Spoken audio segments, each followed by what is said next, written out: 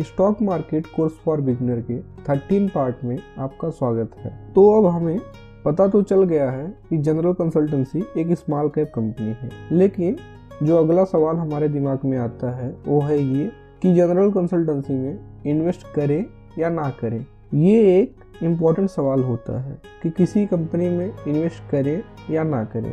करें तो क्यों करें और ना करें तो किस लिए नहीं करें। देखो, किसी भी कंपनी में इन्वेस्ट करते समय आपको दो चीज़ें पता होनी चाहिए जो कि बहुत ही इम्पोर्टेंट है। वो है ये कि क्या वो कंपनी ग्रो करेगी या नहीं, क्या उसका बिजनेस परफॉर्मेंस आने वाले कुछ सालों में अच्छा रहेगा या नहीं रहेगा। और दूसरी चीज़ कि आप उस कंपनी में जिस प्राइस पर इन्वेस्ट कर रहे हो उसका वैल्यूएशन सही है या नहीं।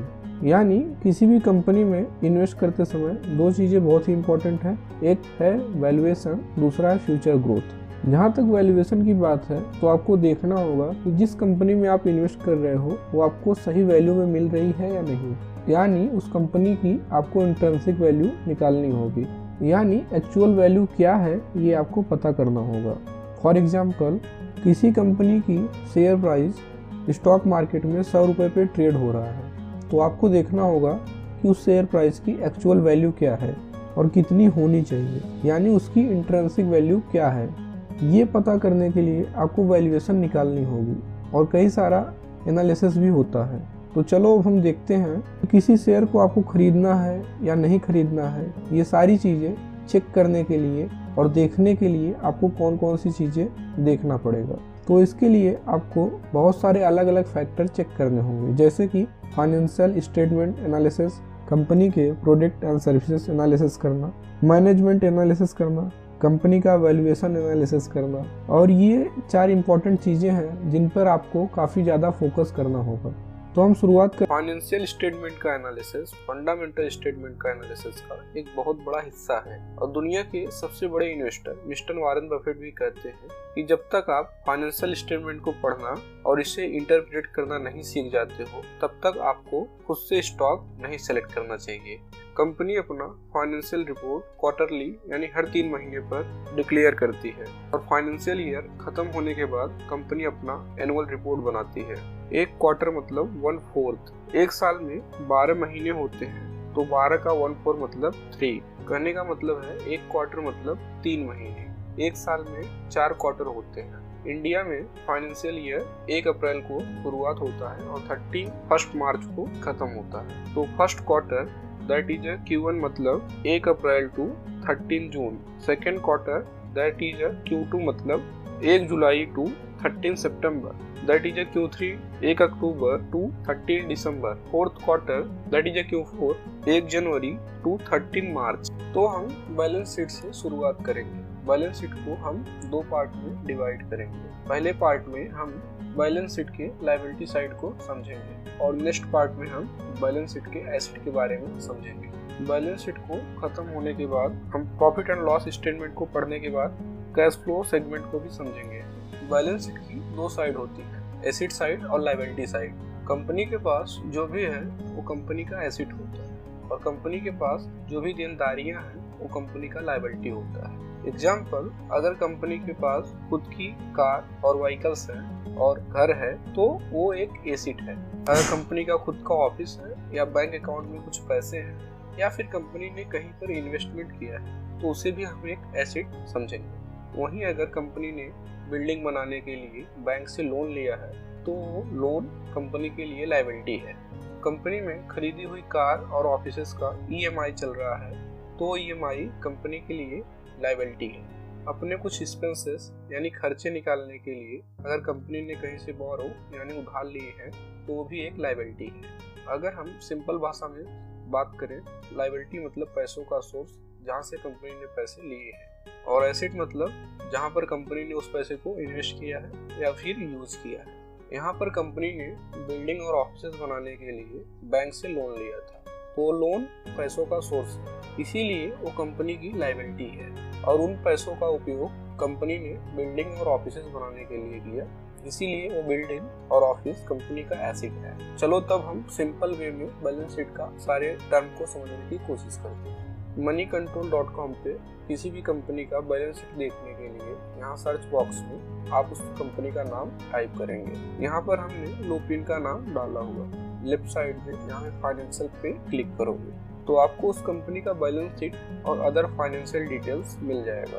तो बैलेंस शीट में लायबिलिटी साइड में सबसे पहला जो टर्म है वो share holders fund. Share holder funds मतलब कंपनी ने अपने शेयर को बेचकर शेयर होल्डर से उठाया हुआ पैसा प्लस शेयर होल्डर को डिविडेंड देने के बाद कंपनी में एक्यूमुलेट किया हुआ प्रॉफिट। तो यहाँ पर सवाल ये आता है कि शेयर होल्डर से उठाया हुआ पैसा और कंपनी में एक्यूमुलेट किए हुए प्रॉफिट कंपनी के लिए लायबिलिटी कैसे है। तो चलिए अब हम इसे भी समझते हैं। एग्जाम्पल, पहले हम अपने कुछ वीडियो में देखे हैं कि कंपनी दो तरीके से पैसा रेज करती है। पहला जो फैक्टर था वो डेट फाइनेंसिंग का था और दूसरा इक्विटी फाइनेंसिंग का। अगर अभी तक आपने उस वीडियो को नहीं देखा है तो पहले आप जाके उस वीडियो को वॉच करिए। डेट फाइनेंसिंग का मतलब बैंक लोन, डिवेंचर, इनके जरिए उठाया हुआ पैसा कंपनी को इंटरेस्ट के साथ वापस करना होता है। वहीं जो पैसा कंपनी इक्विटी फाइनेंसिंग से यानी अपने शेयर को बेचकर उठाती है वो पैसा कंपनी का हो जाता है। उस पैसे को कंपनी को किसी को रिटर्न करने की जरूरत नहीं है, लेकिन उसके बदले में इन्वेस्टर को कंपनी में ओनरशिप मिल जाता है और वो कंपनी के ओनर बन जाते हैं। जब बैंक किसी कंपनी को लोन देती है तो बैंक उस पर कुछ इंटरेस्ट लगाती है और तय किए हुए पीरियड के बाद पैसा इंटरेस्ट के साथ बैंक वापस लेती है। तो बैंक को यहाँ पे कोई भी फर्क नहीं पड़ता कि कंपनी कम प्रॉफिट कमा रही है या फिर ज्यादा, पर शेयर होल्डर यानी कंपनी के पार्ट ओनर कंपनी में इन्वेस्ट किए हुए पैसे के बदले में उन्हें कोई इंटरेस्ट नहीं मिलता है और ना ही उनका इन्वेस्टमेंट अमाउंट उनको वापस मिलता है। तो फिर सवाल आता है कि कंपनी के ओनर्स ज्यादा रिस्क लेकर कंपनी में इन्वेस्ट क्यों करते हैं। तो इसका आंसर है ये कि ताकि वो उस कंपनी में भागीदार बन जाएं और कंपनी के ग्रोथ में शामिल हो जाए। जब कंपनी इक्विटी फाइनेंसिंग से यानी अपने शेयर को बेचकर पैसा उठाती है तो कंपनी को उन्हें उनका पैसा रिफंड नहीं करना होता है। जब कंपनी इक्विटी फाइनेंसिंग से पैसे रेज करती है तो कंपनी में इन्वेस्ट किया हुआ बंदा कंपनी का ओनर बन जाता है। कहने का मतलब है जो कंपनी का शेयर खरीदते हैं उनको कंपनी में ओनरशिप मिल जाता है और फिर जो कंपनी प्रॉफिट कमाएगी उस पे कंपनी के ओनर का हक होगा। तो कंपनी कम प्रॉफिट कमा रही है या ज्यादा, इससे कंपनी के शेयर होल्डर को बहुत ज्यादा फर्क पड़ता है। देखो, कंपनी और कंपनी के ओनर ये दोनों सेपरेट एंटिटी हैं। कंपनी को प्रॉफिट होता है तो वो कंपनी के ओनर्स को होता है, अगर कंपनी को लॉस होता है तो भी कंपनी के ओनर्स को होता है। कंपनी डिविडेंड के जरिए अपना प्रॉफिट कंपनी के शेयर होल्डर के साथ शेयर करती है। शेयर होल्डर को डिविडेंड देना है या नहीं और कितना डिविडेंड देना है ये डिसीजन कंपनी के बोर्ड ऑफ डायरेक्टर डिसाइड करती है। इन्हें कंपनी के शेयर होल्डर्स ही चुनते हैं। कंपनी कभी भी अपना पूरा प्रॉफिट ओनर्स के साथ शेयर नहीं करती है। इसके दो मेन रीजंस हैं। पहला, मोस्ट ऑफ द कंपनी अपना प्रॉफिट कंपनी में री इन्वेस्ट करना पसंद करती है जिससे कंपनी का बिजनेस और बढ़े और कंपनी के ओनर्स को फ्यूचर में ज्यादा प्रॉफिट हो सके।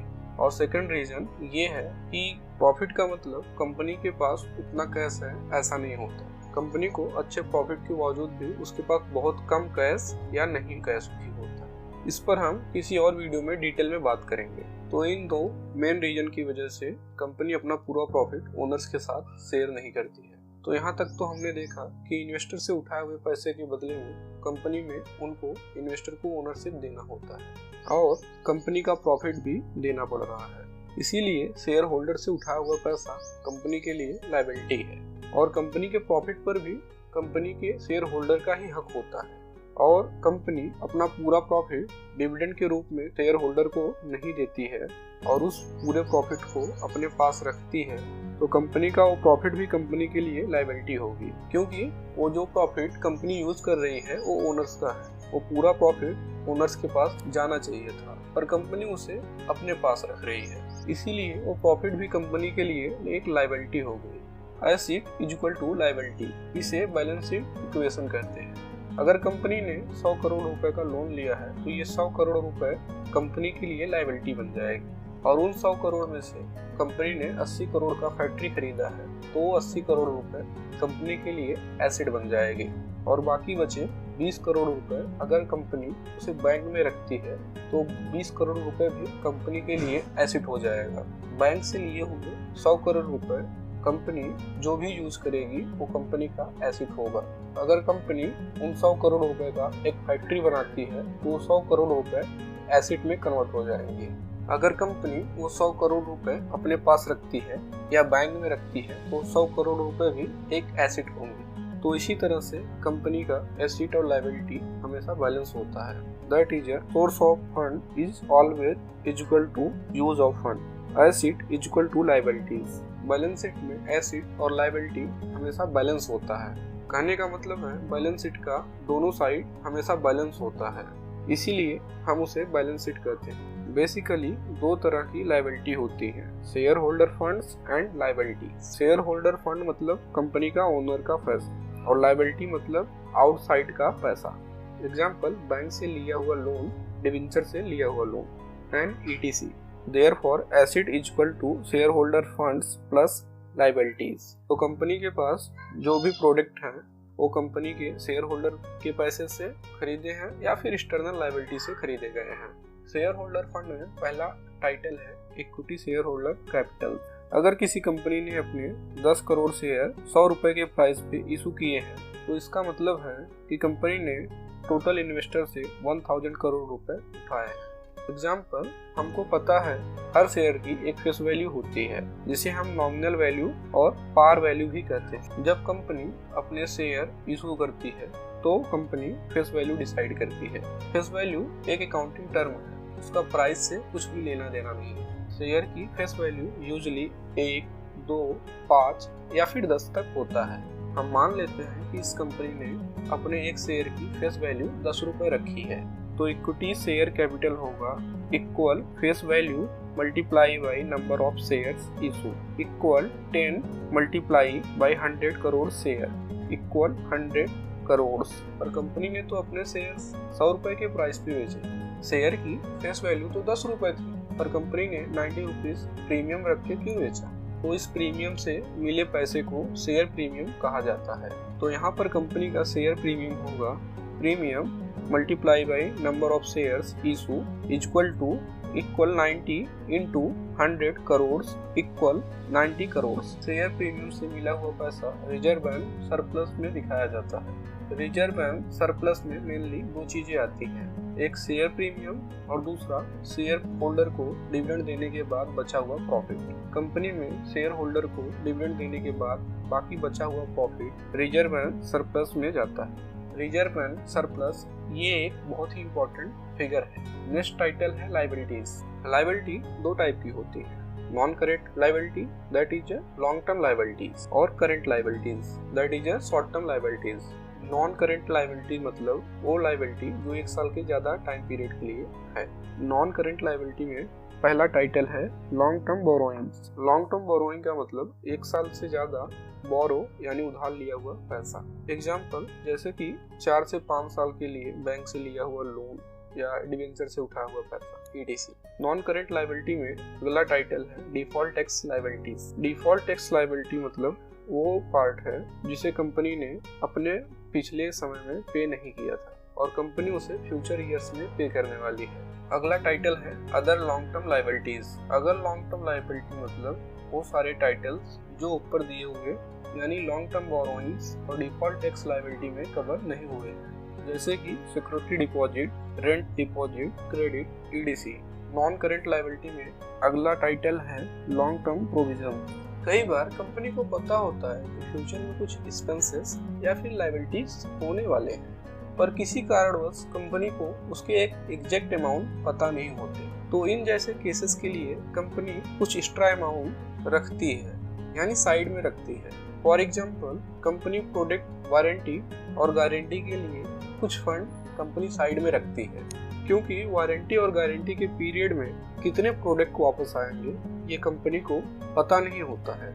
इसीलिए कंपनी उस चीज़ों के लिए कुछ एस्टिमेट अमाउंट साइड में रखती है। अगर वो कंपनी वो प्रोविजन लॉन्ग टर्म के लिए यानी 1 साल से ज़्यादा पीरियड के लिए रखती है तो उसे लॉन्ग टर्म प्रोविजन करते हैं। अगर वो कंपनी ये प्रोविजन 1 साल से कम के लिए करती है तो उसे हम शॉर्ट टर्म प्रोविजन करते हैं। अब आती है करंट लायबिलिटीज। करंट लायबिलिटी मतलब वो लायबिलिटी जो 1 साल से कम टाइम पीरियड के लिए है। करंट लायबिलिटी में जो पहला टाइटल है short term borrowings. Short term borrowings मतलब 1 साल से कम उधार लिया हुआ पैसा। एग्जाम्पल, शॉर्ट टर्म के लिए बैंक से लिया हुआ लोन। करंट लायबिलिटी में अगला टाइटल है ट्रेड पेबल्स। ट्रेड पेबल्स मतलब वो लायबिलिटीज जिनका बिल तो बन चुका है लेकिन किसी कारणवश कंपनी ने उसे पे नहीं किया, अभी उनका पे करना बाकी है। यूजली रॉ मटेरियल के सप्लायर अपना माल क्रेडिट पर बेचते हैं, यानी कंपनी अपना रॉ मटेरियल बेचने के बाद सामने वाले कंपनी को या सामने वाले शॉप को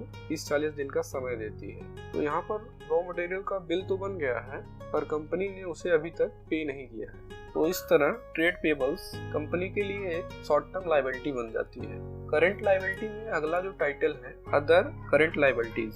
अदर करंट लायबिलिटी मतलब वो सारे टाइटल्स जो ऊपर दिए हुए टाइटल्स में यानी शॉर्ट टर्म बोरोइंग्स और ट्रेड पेबल्स में कवर नहीं हुई है, जैसे कि uncleared and unpayable dividend, current maturity of long term borrowings, bank overdraft ETC। अगर बैंक ओवरड्राफ्ट क्या होता है आपको पता नहीं है तो आपको बता दूं कि बैंक करंट अकाउंट के लिए ओवरड्राफ्ट फैसिलिटी प्रोवाइड करती है। कंपनी के जितनी अमाउंट उसके करंट अकाउंट में है बैंक में प्रोवाइड किए गए एग्जैक्ट लिमिट तक उससे ज़्यादा अमाउंट विड्रॉल कर सकती है, उसी को हम ओवरड्राफ्ट कहते हैं। अगर कंपनी के करंट अकाउंट में 1 लाख रुपए है और कंपनी ने 1,10,000 रुपए विड्रॉल किया है, यानी 10,000 रुपए का ओवरड्राफ्ट किया है, तो ये 10,000 रुपए बैंक ओवरड्राफ्ट कहलाए जाएंगे। बैलेंस शीट पर अदर करंट लायबिलिटी के अंदर आएंगे। तो ये थी बैलेंस शीट की लायबिलिटी साइड। अब हम बैलेंस शीट के एसेट साइड को समझेंगे। हम देखते आ रहे हैं कि ज्यादा डेट कंपनी के लिए हानिकारक है। तो कंपनी पर जो डेट है वो कम है या फिर ज्यादा है, ये हम कैसे पहचानें? तो इसे पता करने के लिए आपको कुछ रेशियो की हेल्प लेनी होगी। Example, debt to equity ratio, debit borrowing ratio, debt burden ratio ETC। Company का खुद का जो भी है वो कंपनी का एसेट होता है। एग्जाम्पल, कंपनी का खुद का office, vehicles, car, furniture, cash ETC। Asset 2 प्रकार के होते हैं, non current asset and current asset. Non current asset मतलब लॉन्ग टर्म एसेट जो 1 साल के ज्यादा टाइम पीरियड के लिए कंपनी के पास रहेगी और जिसे कंपनी जल्दी कैश में कन्वर्ट नहीं कर पाएगी।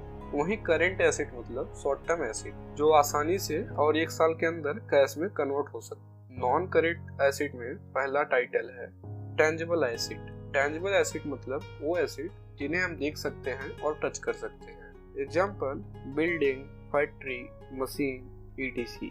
मान लेते हैं कि जनरल कंसल्टेंसी नाम की एक प्रिंटिंग कंपनी है जो कि 1 लाख रुपए की प्रिंटिंग मशीन खरीदती है जो कि 10 साल चलने वाली है। तो ये 1 लाख रुपए की मशीन कंपनी के लिए ट्रांजिबल एसेट कहलाएगी। तो मेरा ये आपसे सवाल है कि हर साल उस कंपनी की वैल्यू क्या 1 लाख रुपए रहेगी? अगर आप घर में टीवी या वॉशिंग मशीन खरीद लेते हो, उसे यूज करने के 1-2 साल बाद जितने प्राइस पे आपने उसे खरीदा था क्या उसकी प्राइस उतनी ही रहती है? तो आपका आंसर होगा नहीं। अगर आप यूज करने के 1-2 साल बाद आप उस मशीन को बेचते हो तो आपने जितने प्राइस पे खरीदा था उससे कम प्राइस पे उस मशीन को बेच पाओगे, क्योंकि टीवी, वॉशिंग मशीन इन प्रोडक्ट का यूज लाइफ टाइम के लिए नहीं होता है। एग्जाम्पल, ये 8 साल या 10 साल के बाद खराब हो जाते हैं। इन प्रोडक्ट का यूजफुल लाइफ पीरियड होता है जैसे कि 8 साल 10 साल और उसके बाद वो खराब हो जाते हैं। तो इसीलिए ये जैसे जैसे प्रोडक्ट पुराने होते चले जाते हैं वैसे वैसे उनकी वैल्यू कम होती जाती है, जिसे अकाउंटिंग की भाषा में डिप्रिसिएशन कहते हैं। कई बार टेक्नोलॉजी में चेंजेस आने की वजह से मशीन की वैल्यू बहुत जल्दी कम हो जाती है। फॉर एग्जाम्पल, जिन इंडस्ट्री में बहुत ज़्यादा कंपटीशन होता है उन इंडस्ट्री को कंपटीशन में बने रहने के लिए कंटिन्यू एडवांस टेक्नोलॉजी यूज करनी होती है। तो अगर ऐसी किसी कंपटीशन इंडस्ट्री में 2-3 साल पहले कोई मशीन खरीदी थी और अब उस मशीन का एडवांस वर्जन मार्केट में आ गया है जो कि उस पुराने मशीन से काफ़ी तेजी से और कम खर्चे में काफ़ी अच्छा काम कर रहा है, तो कंपनी कंपटीशन में आगे रहने के लिए नए टेक्नोलॉजी को अडॉप्ट कर लेगी। जो कम टाइम में और कम खर्चे में ज़्यादा प्रोडक्ट बनाए, कंपनी हमेशा उसी को प्रेफर करती है। इसी रीजन से कंपनी की पुरानी मशीन बहुत जल्दी आउटडेटेड हो जाती है। पर लैंड यानी जमीन, कहने का मतलब है लैंड की कोई एक्सपायरी नहीं होती है और ना ही इसका कोई डिप्रिसिएशन होता है। अगर कंपनी के पास कोई लैंड है तो हर साल कंपनी के बैलेंस शीट पर दिखेगी। अगर कंपनी ने 15-20 साल बाद कोई जमीन खरीदी थी तो उस जमीन की वैल्यू आज आपको बहुत बढ़ी हुई मिलेगी, पर बैलेंस शीट पे उस लैंड की वैल्यू कंपनी ने उसे जिस प्राइस पर खरीदा था हर साल उतनी ही दिखाई जाती है। इसीलिए बैलेंस शीट पर जो कंपनी की लैंड प्रॉपर्टी दिखाई जाती है उनकी वैल्यू नॉर्मली बैलेंस शीट में दिखाई हुई वैल्यू से ज़्यादा होता है। जैसे कि हमने देखा था कि जनरल कंसल्टेंसी ने 1 लाख रुपए की एक मशीन खरीदी हुई थी और अब उसकी वैल्यू हर साल कम होती जा रही है। तो अब सवाल ये है कि हर साल उस मशीन की वैल्यू कितनी कम होगी, तो ये एग्जैक्टली पता करना बहुत ही मुश्किल है। इसीलिए कुछ अजम्पशन करके और डिप्रिसिएशन का इस्तेमाल करके उसे निकाला जाता है। डिप्रिसिएशन का निकालने का अलग अलग मेथड होता है, यानी तरीके होते हैं, जैसे कि स्ट्रेट लाइन मेथड और accelerated method. Straight line method में एसिड की वैल्यू हर साल सेम अमाउंट में डिप्रिसिएट होता है। स्ट्रेट लाइन मेथड का फॉर्मूला है depreciation per year equal to cost minus fabulous value divided by years of useful life. यहाँ पे कंपनी ने 1 लाख रुपए में प्रिंटिंग मशीन खरीदी है, इसीलिए उसकी प्राइस है 1 लाख रुपए। ईयर्स ऑफ यूजफुल लाइफ मतलब वो कितने सालों के लिए वो मशीन कंपनी के लिए यूजफुल रहेगी। यहाँ पर कंपनी को लगता है कि ये मशीन कंपनी के लिए 10 सालों के लिए यूजफुल है, इसीलिए इस मशीन की यूजफुल लाइफ है 10 ईयर्स। और ऑलवेज वैल्यू मतलब उस मशीन की यूजफुल लाइफ खत्म होने के बाद उस एसेट की बची हुई वैल्यू। अगर कंपनी को लगता है कि 1 लाख रुपए की खरीदी हुई मशीन 10 साल तक चलेगी, उसके बाद इसकी कोई वैल्यू नहीं रहेगी और इसकी वैल्यू 0 हो जाएगी, तो उस मशीन का ऑलवेज वैल्यू है 0। तो स्ट्रेट लाइन मेथड से इस मशीन का डिप्रिसिएशन होगा depreciation per year equal to cost that is 1 lakh rupees minus fabulous value, जो कि इस केस में 0 है, divided by number of useful years that is a term equal to 10,000 rupees. तो हर साल बैलेंस शीट पे उस मशीन की वैल्यू 10,000 रुपए से कम होती जाएगी। इस तरह उस मशीन की वैल्यू बैलेंस शीट पर 10 साल बाद 1 लाख रुपए से कम होकर 0 रुपए हो जाएगी, कि उसकी ऑलवेज वैल्यू है। अगला टाइटल है इनटैंजिबल एसेट। इनटैंजिबल एसेट मतलब वो एसेट जिन्हें हम देख सकते और छू नहीं सकते, जैसे कि computer, software, patents, goodwill etc। Goodwill मतलब अगर कंपनी किसी दूसरी कंपनी को उसके नेटवर्क प्राइस से ज़्यादा प्राइस पे खरीदती है तो उस कंपनी को खरीदने के लिए कंपनी ने उसके नेटवर्क से जितनी ज़्यादा प्राइस दी है उसे हम गुडविल कहते हैं। फॉर एग्जाम्पल, मान लीजिए जनरल कंसल्टेंसी नाम की कोई कंपनी है जिसमें XYZ नाम की कंपनी जिसकी नेटवर्क 80 करोड़ है, उसे 100 करोड़ रुपए में खरीद लिया है। नेटवर्क मतलब शेयर होल्डर इक्विटी, जो आपको बैलेंस शीट की लायबिलिटी साइड में देखने को मिलती है। तो यहाँ पे जनरल कंसल्टेंसी ने तो ABC कंपनी ने उसके नेटवर्क से 20 करोड़ रुपए ज़्यादा देकर उसे खरीद लिया। तो ये 20 करोड़ रुपए ABC कंपनी के बैलेंस शीट पर गुडविल कहलाएगी, जो कि एक इनटैंजिबल एसेट है। जिस तरह टेंजिबल एसेट की वैल्यू को कम होने पर डिप्रिसिएशन कहते हैं, उसी तरह इनटेंजिबल एसेट की वैल्यू को कम होने पर अमाउंटाइजेशन कहते हैं। अमाउंटाइजेशन स्ट्रेट लाइन मेथड से कैलकुलेट होता है। अगला टाइटल है capital working progress. Capital working progress मतलब वो एसेट जो अभी तक पूरे नहीं बने हैं पर उन पर ऑलरेडी खर्चा हो चुका है। फॉर एग्जाम्पल, अगर कंपनी अपने ऑफिस और बिल्डिंग बना रही है और वो ऑफिस अभी तक कंप्लीट नहीं हुआ है, अभी कंस्ट्रक्शन में ही है, तो ऐसे इनकम्प्लीट एसेट को कैपिटल वर्किंग प्रोग्रेस कहते हैं। जब वो ऑफिस बिल्डिंग पूरी बन जाएगी तब वो capital working progress tangible asset हो जाएगा। टेंजिबल एसेट, इनटेंजिबल एसेट और कैपिटल वर्किंग प्रोग्रेस, इन्हें फिक्स एसेट कहा जाता है क्योंकि ये कंपनी के लॉन्ग टर्म एसेट होते हैं और इन्हें कंपनी आसानी से कैश में कन्वर्ट नहीं कर सकती। नॉन करेंट एसेट में अगला टाइटल है नॉन करेंट इन्वेस्टमेंट, यानी लॉन्ग टर्म इन्वेस्टमेंट। कंपनी ने लॉन्ग टर्म के लिए यानी 1 साल से ज़्यादा टाइम पीरियड के लिए जिन कंपनी में इन्वेस्ट किया है उन्हें नॉन करेंट इन्वेस्टमेंट कहते हैं। जैसे कि लॉन्ग टर्म के लिए बॉन्ड, स्टॉक, इनमें की हुई इन्वेस्टमेंट। अगला टाइटल है long term loan and advances. Long term loan and advances का मतलब कंपनी ने अपने एम्प्लॉय, वेंडर्स, सप्लायर्स या किसी ग्रुप कंपनी के लॉन्ग टर्म के लिए दिया हुआ लोन या फिर एडवांस। अगला टाइटल है other non current asset. Other non current asset का मतलब वो सारा एसेट जो ऊपर दिए हुए टाइटल में कवर नहीं हुए हैं, जैसे कि फिक्स डिपॉजिट में मिल रहा interest, prepaid expenses, other advances, ETC। अब हम करंट एसेट की बात करते हैं। करंट एसेट मतलब शॉर्ट टर्म, जिन्हें कंपनी आसानी से यानी 1 साल के अंदर कैश में कन्वर्ट कर सकती है। कंपनी अपने डे टू डे ऑपरेशन के खर्चे यानी जो कंपनी को शॉर्ट टर्म के लिए पे करने होते हैं वो करंट एसेट से ही कंपनी पे करती है। करंट एसेट में पहला टाइटल है करंट इन्वेस्टमेंट। कंपनी में शॉर्ट टर्म की हुई सारी इन्वेस्टमेंट को करंट इन्वेस्टमेंट कहते हैं, जैसे कि कंपनी ने शॉर्ट टर्म में की हुई म्यूचुअल फंड में इन्वेस्टमेंट। अगला टाइटल है इन्वेंट्री। 3 तरह की इन्वेंट्री होती है, raw material inventory, working process inventory और finish good inventory. For example, अगर कोई कार बनाने वाली कंपनी है, उसे जो कार बनाने में सामान लगता है यानी रॉ मटेरियल, कुछ कार्स बन रही हैं यानी बनने के प्रोसेस में है और अभी तक पूरी नहीं बनी है, तो उन्हें हम वर्किंग प्रोसेस कहते हैं। और जो कार बन के रेडी हो गई है उन्हें फिनिश गुड्स कहते हैं। अगला टाइटल है trade receivable. Usually company vendors या कस्टमर को क्रेडिट पर सामान बेचती है, यानी वो सामान डिलीवर करने के बाद उस सामान को पैसे देने के लिए उन्हें कुछ समय का टाइम देती है। तो कंपनी को उस बेचे हुए सामान का जो पैसा मिलने वाला है उसे ट्रेड रिसीवेबल कहते हैं। लेकिन कई बार उनमें से बेचे हुए कुछ कस्टमर पेमेंट डिफॉल्ट करते हैं। कहने का मतलब है लिए हुए उस माल का वो कस्टमर पेमेंट नहीं करते, उसे बैड डेट कहते हैं। कंपनी अपने पास्ट एक्सपीरियंस, इकोनॉमी का दौर, कंपनी की कलेक्शन पॉलिसी और कस्टमर की क्वालिटी, इन सबको ध्यान में रखते हुए बैड डेट कितना हो सकता है इसका एक अंदाजा लगाती है और फिर उस एस्टिमेटेड बैड डेट को कंपनी ने जो माल बेचा है उसे सब्सट्रैक्ट करने के बाद ट्रेड रिसीवेबल्स मिलता है।